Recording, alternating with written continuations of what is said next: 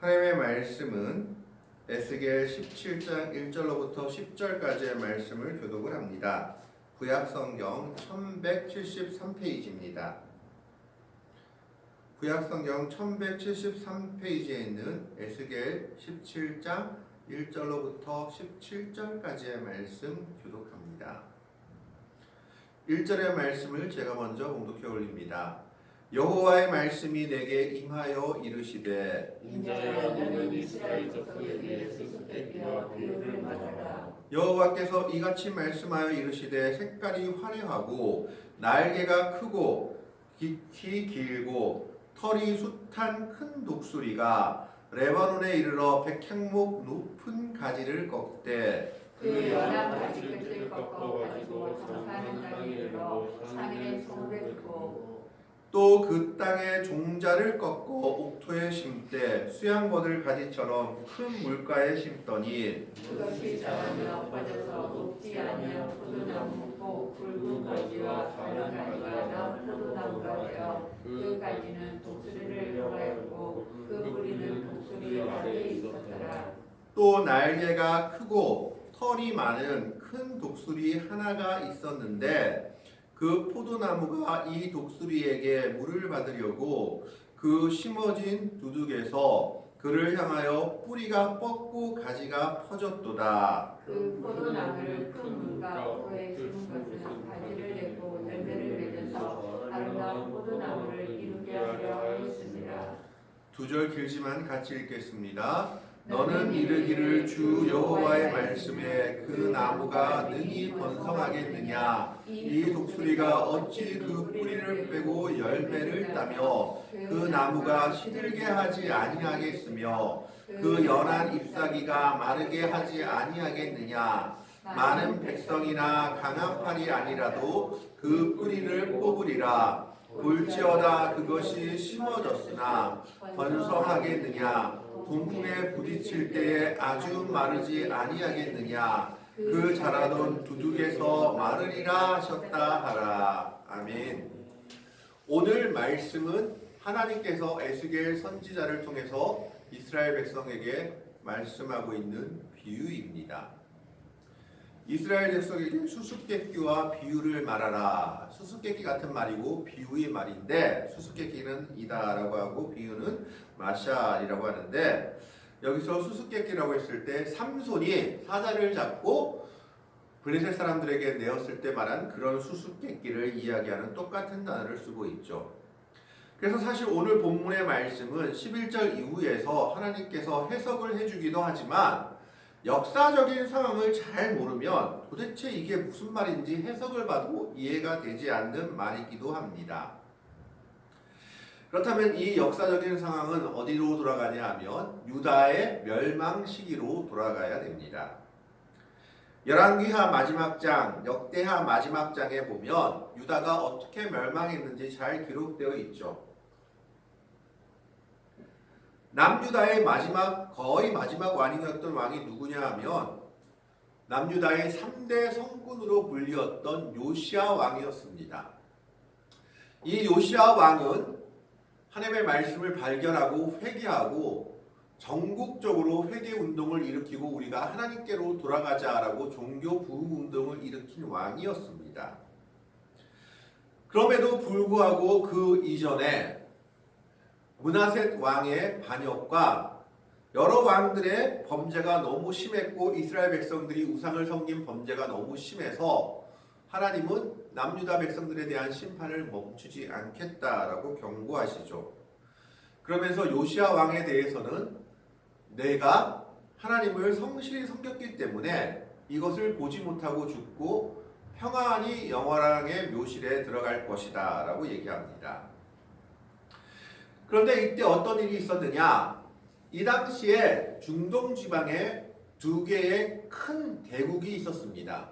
지금 우리나라가 중국과 미국 사이에 끼어서 이쪽 편도 저쪽 편도 들지 못하는 것처럼 이 당시 메소포타미아 지역의 가장 큰 두 개의 강대국이 누구였냐 하면 원래부터 강대국이었던 이집트, 애굽이라는 나라와 신흥 강대국으로 떠오른 메소포타미아 지역에서 바벨론이란 나라였습니다. 이 두 나라가 힘싸움을 하고 있을 때 주 중간에 끼어있는 여러 나라들이 눈치를 보며 애굽 편에 붙기도 하고 바벨론 왕의 편에 붙기도 했습니다.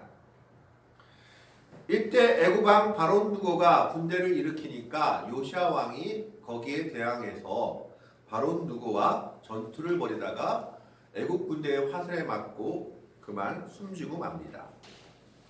그래서 남유다의 마지막 성군이었던 요시야 왕은 결국 그렇게 숨지고 열왕의 묘실에 묻힌 후에 그 아들 3명이 있었습니다.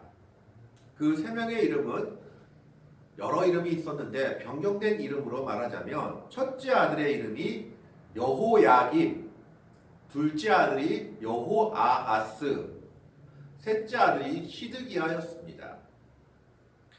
요시야 왕이 죽고 나서 신하들이 첫째 아들을 왕으로 삼은 것이 아니라 둘째 아들 여호아하스를 왕으로 삼았습니다. 그런데 이 둘째 아들은 석 달밖에 예루살렘에서 왕으로 치리하지 못하고 애굽 왕 바론 누고가 예루살렘을 치러 올라와서 이 여호아하스 왕을 폐위시키고 자기 입맛에 맞는 왕을 다시 세웠는데 그 왕이 첫째 아들이었던 요시야 왕의 첫째 아들이었던 여호야김을 왕으로 세웠습니다. 그런데 이 여호야김을 왕으로 세웠을 때 바벨론이란 나라의 세력이 너무 커지니까 이 여호야김이 어떻게 했느냐? 바벨론을 3년간 잘 섬깁니다. 애굽 왕의 세력이 약해졌기 때문에 바벨론을 3년간 잘 섬기다가 무슨 변덕이 불었는지 바벨론을 배신합니다. 이때 1차 바벨론 침공이 이루어집니다. 그리고 계속해서 이 여호야김 왕이 이제 다스리다가 12년 만에 죽고 누가 등장하느냐? 그 아들 여호야긴이라는 그 아들이 왕위로 올라갑니다.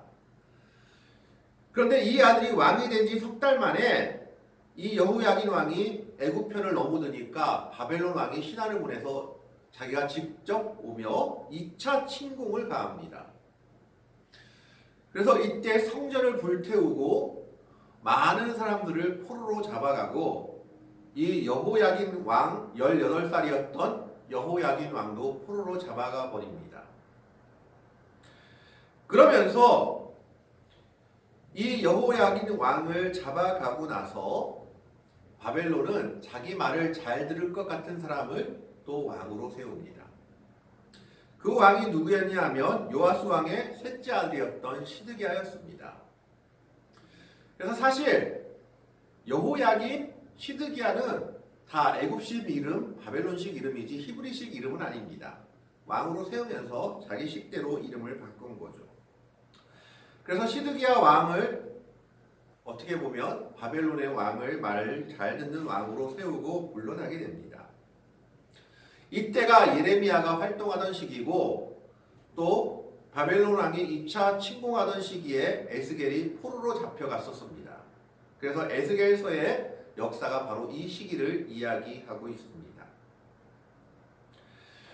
그런데 이 시드기야 왕이 예레미야 선지자가 말한 것처럼 바벨론 왕만 잘 섬기면 괜찮았을 건데 시드기야 왕 9년에 되어서 어떤 일이 있었나느냐? 애굽을 중심으로 바벨론이 너무 강대하게 세력을 뻗치고 자기가 점령한 나라들을 확대하니까 반바벨론 동맹이 모여집니다. 이때 시드기야가 바벨론 세력에서 독립할 생각으로 그 반바벨론 동맹에 참가를 하게 되죠. 그래서 바벨론을 또 배신하게 됩니다. 자기를 왕으로 세워준 바벨론을 배신하게 되죠. 바벨론이 이걸 보고 있을 리가 없죠. 그래서 3차 침공을 가합니다. 처음엔 잘 버텼습니다. 왜냐하면 이 당시 애굽 왕이 남유다 시드기야 왕을 도와주었기 때문입니다. 그래서 시드기야 왕 9년부터 11년까지 거의 횟수로 3년을 버티고 예루살렘 성 공성전을 벌입니다. 근데 애굽왕이 결국은 자기의 군대를 철수시켜 버립니다. 끝까지 지켜줄 수가 없었던 거죠. 미국이 월남에서 철수한 것처럼 병력을 빼버립니다. 그러자마자 바로 남유다는 예루살렘 성은 바벨론 군대에게 멸망당하고 맙니다. 그래서 그때 완전히 멸망해버리죠.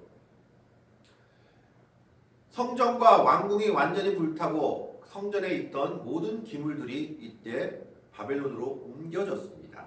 그리고 3차 침공을 통해서 많은 사람들이 포로로 끌려가 70년 동안 포로 생활을 하게 됩니다. 예레미야의 예언대로 70년 동안 포로 생활을 하게 되죠.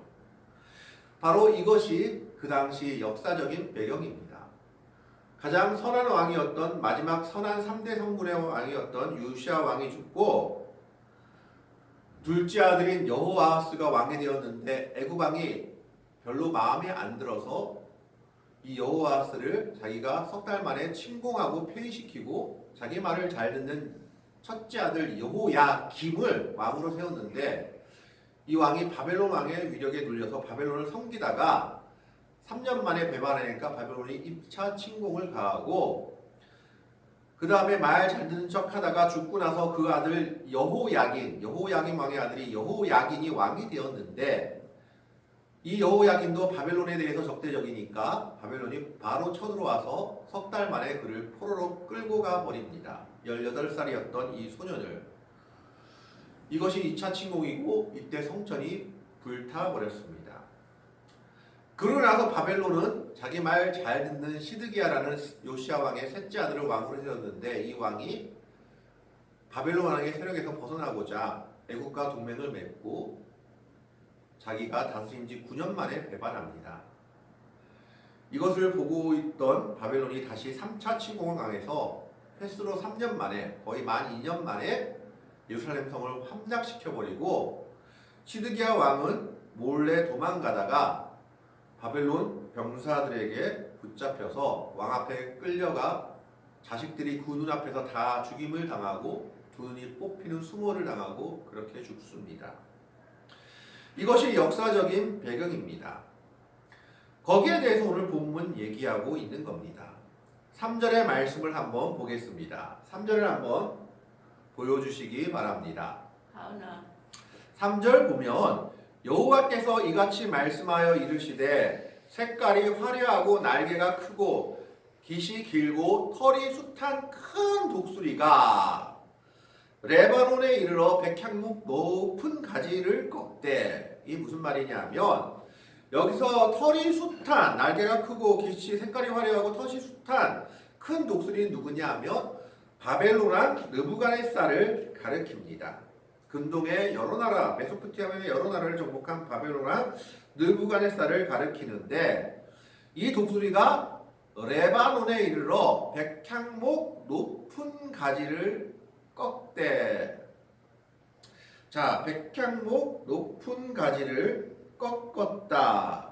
그래서 그 연한 가지 끝을 꺾어 가지고 장사하는 땅에 이르러 상림의 소금에 두고. 백향목 높은 가지는 이 당시 남유다의 왕이었던 18살의 왕이 오른 여호야긴 왕을 가리키죠.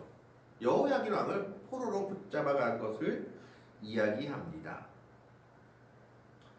그래서 자기를 배반한 그 왕을 아예 부러뜨려 버린 겁니다. 그러고 나서 자기 말 잘 듣는 사람을 왕으로 세우죠. 그것이 5절의 말씀입니다. 5절 한번 넘겨주시기 바랍니다. 5절에 보면 또 그 땅에 종자를 꺾고 옥토에 심고 수양버들 가지처럼 큰 물가에 심더니. 그 땅의 종자를 꺾어서 옥토에 심은 사람은 누구냐? 누굴까요? 아까 말했던 시드기야 왕입니다. 내가 세웠으니까 너는 내 말 잘 들어 하고 시드기야를 왕으로 세우죠. 요시야 왕의 세 번째 왕이었던 시드기야를 바벨론식으로 이름을 바꿔서 자기 말 잘 듣는 꼭두각시 왕으로 세웁니다. 그래서 그걸 말하고 있는 것이 5절에 그 땅에 종자를 꺾고 옥토에 심어 수양버들 가지처럼 큰 물가에 심었습니다. 그러니까 그것이 어떻게 됐느냐? 6절에 그것이 자라며 퍼져서 높지 아니한 포도나무 곧 굵은 가지와 가는 가지가 난 포도나무가 되어 그 가지는 독수리를 향하였고 그 뿌리는 독수리 아래에 있었더라. 무슨 말입니까? 처음에 바벨론 왕을 잘 섬겼다는 거죠. 예레미야가 항상 얘기한 것, 에스겔도 얘기한 게 뭡니까? 이건 하나님의 심판이기 때문에 바벨론 왕을 섬기는 것만이 남유다가 살 길이다. 그게 하나님이 우리에게 보여주신 길이다 라고 얘기를 합니다. 그런데 지독하게 하나님의 말을 안 듣는 남유다 백성들, 이스라엘 백성들과 시드기야 왕은 하나님의 말을 듣지 않죠. 자신들의 세력을 다시 얻고자 모반을 꾀합니다. 그것이 7절에 나옵니다. 7절을 틀어주시기 바랍니다. 7절 말씀을 보겠습니다. 7절 말씀을 보면 또 날개가 크고 털이 많은 큰 독수리 하나가 있었는데 다른 독수리가 하나 나와요. 아까 아주 화려한 독수리 말고 바벨론왕 말고 이게 어떤 독수리냐 하면 바로 이집트 왕을 가리킵니다. 애굽이 다시 올라오고 있는 거예요. 바벨론에 대항하기 위해서. 그래서 7절에 또 날개가 크고 털이 많은 큰 독수리 하나가 있었는데 그 포도나무가 아주 채색 화려한 채색 화려한 독수리가 종자 좋은 걸 심어서 옥토에 심었는데 이 나무가 이제 다른 독수리한테 뭐 하려고 해요? 물을 받아먹으려고 하는 겁니다. 배반하는 거죠. 7절 보십시오. 또 날개가 크고 털이 많은 큰 독수리 하나가 있었는데 그 포도나무가 이 독수리에게 물을 받으려고 그 심어진 두둑에서 그를 향하여 뿌리가 뻗고 가지가 퍼졌도다. 처음에는 채색이 좋은 바벨론 왕을 잘 섬기다가 9년째 이르러서 좀 딴 데 가서 우리가 독립해볼까? 딴 사람 힘을 빌어서 그래서 애굽 왕과 연합하는 것을 가리키는 겁니다. 8절 말씀을 보겠습니다. 그 포도나무를 큰 물가 옥토에 심은 것은 가지를 내고 열매를 맺어서 아름다운 포도나무를 이르게 하였습니다.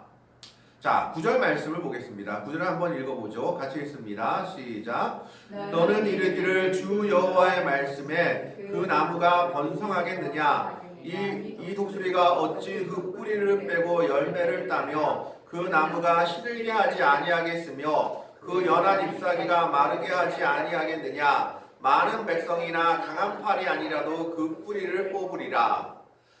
여러분 생각해 보세요. 처음에 화려한 독수리였던 느부갓네살 왕이 시드기야를 왕으로 세웠어요. 옥토에 심었어요.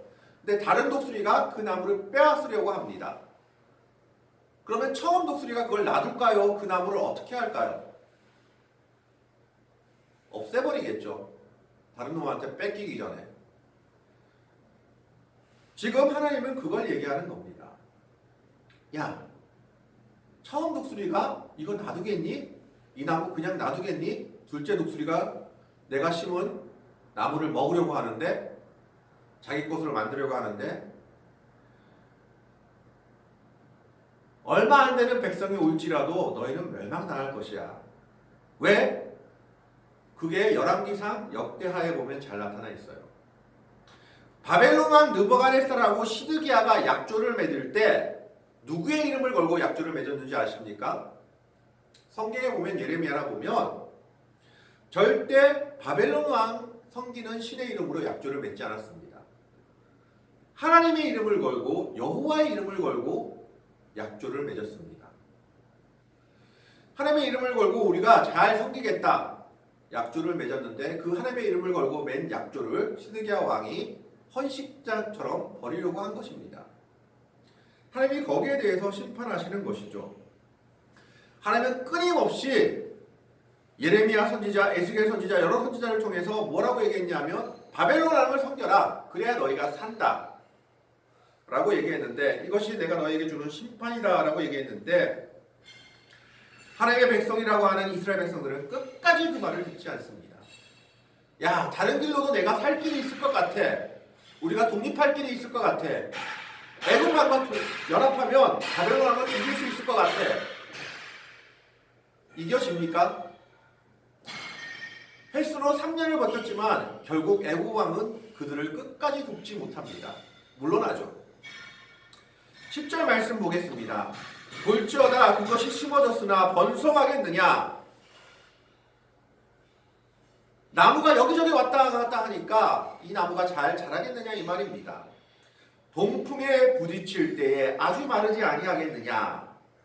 여기서 동풍이라고 말하는 것은 시로코라고 하는데 이것은 좋은 바람이 아니라 정말 어떤 바람을 얘기하느냐 하면 아주 건조한 열풍으로 모래와 먼지를 몰고 오는 바람입니다. 그래서 이 바람이 불면 나무들이 죽는 바람이에요. 풀이나 생명에게 좋지 않는 바람, 나쁜 결과를 가져오는 바람이었습니다. 결국 이 말대로 남유다를 두고 바벨론 왕과 이집트 왕이 크게 한판 싸웁니다. 이게 역사적으로 갈두미스 전투라고 합니다. 여기서 애굽의 왕이 전사해버려요. 그리고 애굽은 어떻게 되느냐? 남유다에서 손을 떼버립니다. 그리고 남유다는 곧 함락되고 이후로 애굽은 나중에 바벨론한테까지 점령당해버리죠. 하나님은 그걸 말하는 겁니다. 동풍에 붙일 때 아주 마르지 않겠느냐. 그 자리던 두둑에서 마르리라 하셨다 하라. 그러니까 지금 이 본문의 말씀은 무엇을 이야기하고 있느냐 하면 하나님의 백성이라는 사람들이 지금 무엇을 하고 있습니까? 하나님의 백성이라는 사람들이 야 바벨론 왕을 섬겨야 우리가 살까? 애굽 왕을 섬겨야지 우리가 살까 하고 여기에 붙었다 저기에 붙었다 하고 있는 겁니다.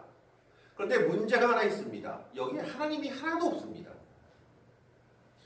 그들은 하나님을 의지할 생각은 하나도 하지 못하고 하나님의 말씀을 제대로 존중하지도 않고 세상의 큰 권세를 보고 이 권세에 붙어야지 우리가 유리할까? 저 권세에 붙어야지 우리가 유리할까? 어떤 것이 우리를 살릴까 하고 고민하고 있다는 겁니다. 믿음의 사람들도 역시 이와 같은 모습으로 살아갈 수 있다는 것을 우리는 생각해야 됩니다. 믿음의 백성들이 하는 우리가 하나님을 의지할 생각은 하지 못하고 세상 것만 바라보며 돈이 많으면 권력이 많으면 교회가 잘 될까 우리가 잘 될까 하고 생각하는 모습과 똑같습니다. 남유다의 백성들, 남유다의 왕들은 하나님께로 요시야 왕처럼 돌아가야 함에도 불구하고 그들은 그 생각은 전혀 하지 못하고 하나님의 말씀을 믿지도 못한 채 바벨론과 애굽 중에서 저울질하며 어떤 권세를 의지해야지만 우리가 살 수 있을까만 생각하고 있다는 겁니다. 물론 세상의 정세를 그리고 세계의 정세를 읽는 눈도 필요합니다. 그러나 하나님의 백성들이라면 그 앞에 앞서 무엇이 필요합니까? 이 모든 환난과 어려움 속에서 우리를 구원하실 분은 오로지 하나님 한 분뿐이다라는 사실을 인지하고 하나님만 의지하는 믿음을 가져야 한다라는 겁니다. 그런데 남유다의 왕들과 남유다의 백성들은 나라가 멸망하는 그 앞에서도 하나님을 의지하지 못하고 하나님의 말씀에 순종하지 못하고 끝까지 세상의 권세만 쫓아가다가 멸망의 길을 가게 됩니다. 바벨론을 의지할까 애굽을 의지할까 하다가 결국은 완전한 멸망의 길을 걸어가게 되는 것을 보게 됩니다. 시드기야 왕은 하나님의 말씀을 뿌리친 채 애굽을 의지하다가 아들들이 다 죽고 자기의 눈까지 뽑히는 비참한 최후를 맞게 됩니다. 그리고 그 나라는 완전히 멸망당하고 70년 동안 포로 생활을 하게 되죠. 바로 독수리와 포도나무의 비유는 이것을 말하고 있는 겁니다. 그래서 오늘 17장 마지막 22절에서 24절을 보면 하나님께서 한 가지 희망을 주셔요. 나중에 22절을 보십시오. 주 여호와께서 이같이 말씀하시되 내가 백향목 꼭대기에서 높은 가지를 꺾어다가 심으리라. 내가 그 높은 세 가지 끝에서 연한 가지를 꺾어 높고 우뚝 솟은 산에 심되 23절에 이스라엘 높은 산에 심으리니 그 가지가 무성하고 열매를 맺어서 아름다운 백향목이 될 것이요 각종 새가 그 아래에 깃들이며 그 가지 그늘에 살리라. 무엇을 얘기합니까? 너희가 바벨론 왕도 아니고 애굽 왕도 아니고 내가 심은 새 가지를 의지할 때가 올 것이고 그 안에서 평안을 누리게 될 것이 올 때가 올 것이다 라고 말하고 있는 겁니다. 그분이 누구십니까? 우리 주 예수 그리스도이십니다. 우리 주 예수 그리스도 메시아로 오신 분 안에서 진정한 평안과 행복과 소망을 누리게 될 것이다. 세상의 권세를 의지하는 것이 아니라 하나님의 백성들은 그리스도 예수 안에서 은혜와 평강을 얻게 될 것이다 라고 말하고 있는 겁니다. 사랑하는 믿음의 백성들 여러분, 오늘 우리가 삶을 살아갈 때 누구를 의지하십니까? 바벨론 왕입니까? 애굽 왕입니까? 세상의 권세입니까? 물론 그것을 바라보는 눈도 중요합니다. 그러나 믿음의 백성들은 가장 먼저 그의 나라와 의를 먼저 구해야 합니다. 우리는 하나님을 믿고 의지하는 사람들입니다. 세상이 먼저가 아니라 하나님이 먼저요. 그리스도의 은혜가 먼저가 되어야 된다라는 것입니다. 세상을 의지하는 자들, 세상의 권세에 복종하는 자들이 아니라 오로지 하나님의 은혜에 순종하며 하나님의 은혜를 먼저 바라보고 믿음 가운데 사는 성도들이 되시기를 바랍니다. 남유다 백성들처럼 세상의 어떤 권세를 의지할지를 고민하는 자들이 아니라 오로지 하나님의 은혜만을 믿고 의지하며 하나님의 권세만을 믿고 의지하며 따라갈 때 주님께서 정말 평안의 삶을 그리고 평강의 삶을 주의 백성들에게 허락해 주실 것이기 때문입니다. 오늘 우리는 모두 이 말씀을 기억하면서 하나님의 말씀에 순종하며 하나님의 은혜에 따르며 하나님만을 믿고 의지하며 나아가는 믿음의 백성들이 될 수 있기를, 그 믿음 속에서 주님이 주시는 평강과 은혜를 누릴 수 있는 복받은 성도들이 되시기를 주님의 이름으로 간절히 축원합니다. 기도하겠습니다. 하나님 감사합니다. 우리가 이 어리석은 남유다의 마지막 왕들처럼 세상의 권세를 의지하는 자들 되지 말게 하여 주시옵고 오로지 하나님만 의지하는 주의 백성들 되게 하여 주옵소서.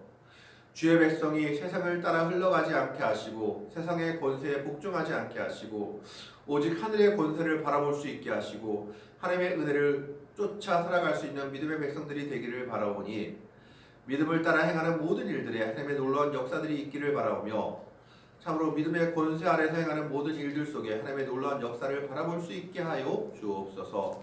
주께서 언제나 우리와 함께 하실 줄 믿사오며 감사하며 우리를 사랑으로 구원하여 주신 우리 구주 예수 그리스도의 이름으로 간절히 기도하옵나이다.